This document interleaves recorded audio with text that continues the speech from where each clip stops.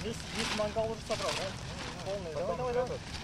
Части одноразовых мангалов, пластиковые бутылки, обертки. К концу пляжного сезона «Локомотив» утопает в мусоре. Талгат Шакиров, предприниматель, продает футболки на маркетплейсе. В будущем планирует перейти на материалы, которые при утилизации не будут вредить окружающей среде. Уборкой мусора занимается уже 2 года. Говорит, с детства родители объясняли, что забота о природе – обязанность каждого. Пляж классно, люди отдыхают.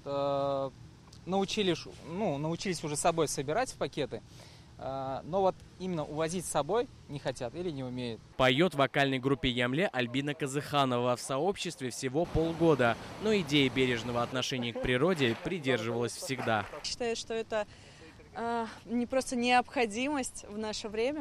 Нужно приучать к хорошему, к позитивному, к экологии. Сегодня экоактивисты пришли на берег Волги с благородной миссией – убрать мусор и показать пример другим. Все они участники экосообщества «Озеро». Оно объединяет около 40 неравнодушных природе предпринимателей и активистов. Появился на 1,5 года назад. Мы ездили вообще купаться, закаляться на Голубые озера. И ездили вот такие же пляжи, смотрели. И видели, что как бы мусор везде. Как-то с ребятами собирались периодически, очищали мусор.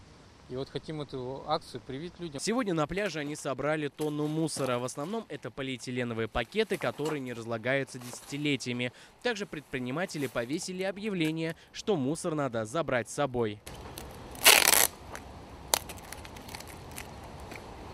Спецтехнику, чтобы вывести мусор, предприниматели заказывают за свой счет. Они уверены, в их ряды вольются и другие представители бизнеса. И такие эко-акции будут проводиться не только на пляжах, но и на улицах столицы. Искандер Гималдинов, Данил Филатов, ТНВ, Казань.